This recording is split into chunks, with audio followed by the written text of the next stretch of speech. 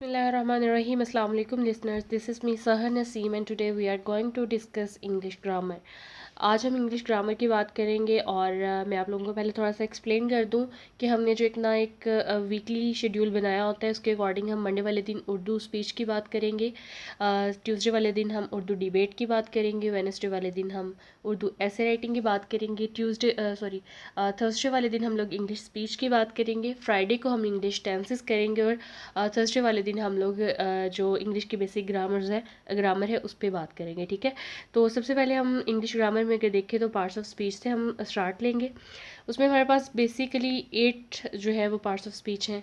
Noun, pronoun, verb, adverb, adjective, preposition, interjection and conjunction. आज हम 4 को डिस्कस करेंगे और उसके साथ जो है आप लोगों को मैं साथ साथ एक्सप्लेन करती जाऊंगी इनकी डेफिनेशंस और एग्जांपल्स के साथ। ठीक है, सबसे पहले हम देखते हैं नाउन को। अगर हम डेफिनेशन को देखें तो everything around us is called noun. हर वो चीज़ जो हमारे इर्द गिर्द मौजूद है इंक्लूडिंग अस, हमें शामिल करते हुए वो नाउन है। चाहे वो कोई सितारा है, चाहे वो कोई गैलेक्सी है, ह्यूमन बींग है, कीड़ा है, बर्ड्स हैं, एनिमल्स हैं, एवरीथिंग एवरीथिंग इज़ नाउन। उसमें आप अगर देखें तो एग्जांपल्स में एयर है हमारे पास। अगर मैं कहूँ, अब देखिए किसी भी शख्स, जगह या चीज़ की बात है तो उसको यानी कि किसी शख्स को, किसी जगह या किसी भी चीज़ को देखें तो इन 3 चीज़ों से मिलकर ही पूरी पूरी हमारी जो है प्लेनेट बना हुआ है। तो क्यों ना हम इसको रिप्लेस कर दें एवरीथिंग के साथ, ताकि डेफिनेशन आसान हो जाए और आपके कॉन्सेप्ट ज़्यादा इजीली क्लियर हो जाए। तो एयर की बात करते हैं। एयर जो है, एयर ब्लोस, हवा चलती है। बी, बी फ्लाइज, मक्खी उड़ती है। Plastics, this jug is made of plastics, ये जग प्लास्टिक्स का बना हुआ है। Book, this is my book. Karachi, Karachi is the most populous country, most populous city of the Pakistan. तो ये है नाउन। इसमें आप कोई भी चीज़ जो है दैट इज़ नाउन और उसकी एग्जाम्पल्स हैं। ठीक है, पर नाउन पे आ जाते हैं। A word that stands in for a noun is called pronoun.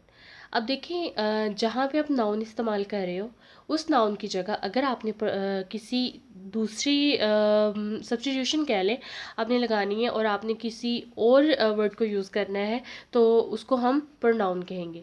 अब कोई वर्ड ज़रूरी ऐसा नहीं है कि आप कोई भी वर्ड उठा के लगा दें, आप जो उसकी रिप्लेसमेंट में आएगा, जो वहाँ पे मीनिंगफुल होगा, उसको ही यूज़ करेंगे। जैसे हमारे यहाँ अगर आमतौर पे इसकी एग्जांपल दी जाती है कि देखिए एक पैराग्राफ है, उसमें आप कहते हो कि Aslam is a boy, he gets up early in the morning, he goes for a walk, he do this and this। अब देखिए अगर मैं हर जगह पे असलम असलम असलम की रेपिटेशन करूँ तो वो थोड़ा सा ऑकवर्ड लगता है, तो उसकी जगह हम एक दफ़ा असलम यूज़ करते हैं और बाकी सारी जगह पे प्रोनाउन यानी कि ही को यूज़ करते हैं। असलम की जगह अगर आप लाइबा कर लें तो वो आ जाएगा शी आ जाएगा। इसी तरह से आप जैसे ही अपना जो सब्जेक्ट है या नाउन है उसको चेंज करते जाएंगे तो अकॉर्डिंगली आपका प्रोनाउन जो है वो चेंज होता जाएगा। उसके बाद हम वर्ब की बात करते हैं। Words in a sentence that describe what the subject is doing. अब किसी भी सेंटेंस के अंदर हमारे पास बेसिकली वर्ब और सब्जेक्ट होता है। ठीक है, अगर आपके पास सब्जेक्ट हो और वर्ब हो तो आपका एक सेंटेंस बन सकता है। अगर आपके पास सब्जेक्ट हो, वर्ब हो और ऑब्जेक्ट हो तब भी आपका एक सेंटेंस परफेक्टली बन सकता है। लेकिन अगर आपके पास सब्जेक्ट हो और ऑब्जेक्ट हो लेकिन वर्ब ना हो तो आपका सेंटेंस कंप्लीट नहीं होता।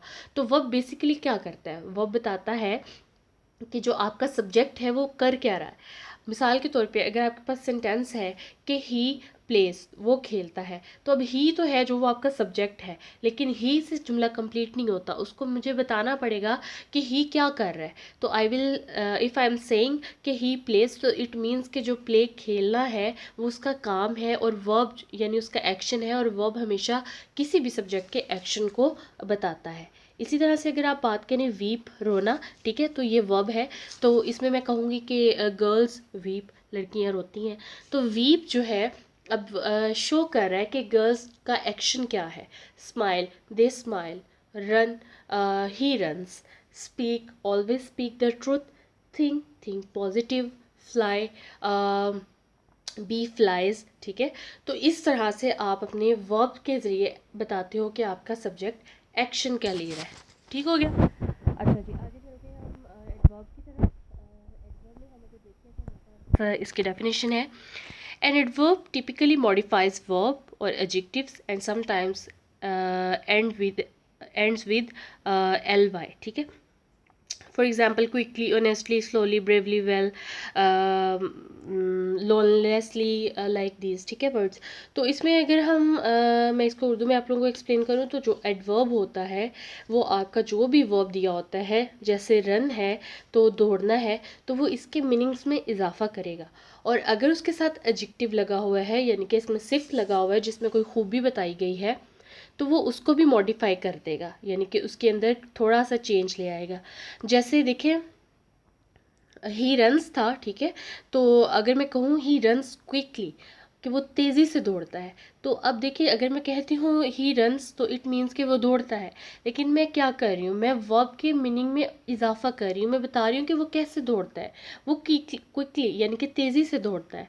फिर मैं कहती हूँ स्पीक ऑनेस्टली, ईमानदारी से बोलो, तो अगर मैं कहती हूँ कि ही स्पीक्स, वो बोलता है, और मैं उसके साथ ऑनेस्टली नहीं लगाती, तो आई डोंट नो कि वो किस तरह से, या यू डोंट नो कि वो किस तरह से बोलता है, ऊंचा बोलता है, ईमानदारी से बोलता है, बदयांती से बोलता है। But when I add honestly, तो इट मीन्स कि मैं बता रही हूँ कि वो ईमानदारी से बोल रहा है, ठीक है। वॉक स्लोली, आहिस्ता चलो। अब मैं कहती हूँ कि दे वॉक स्लोली, वो आहिस्ता चलते हैं। अब मैं वॉक तो बता रही हूँ कि वो चलते हैं, और मैं साथ में ये भी एडिशन कर रही हूँ कि वो किस तरह से चलते हैं, ठीक हो गया। Fight bravely, swim well, speak loud.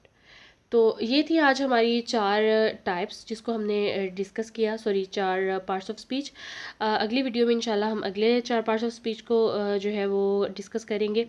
अगर आप लोगों को वीडियो अच्छी लगे तो इसको लाइक करें, शेयर करें, सब्सक्राइब करें, और चैनल को और अपनी जानने वालों से भी शेयर करें, ताकि मज़ीद आने वाली अच्छी वीडियोज़ भी आपको मिलती रहें, और मैं भी मज़ीद अच्छा कॉन्टेंट बना सकूँ। चलें जी, थैंक यू सो मच, अल्लाह हाफिज़।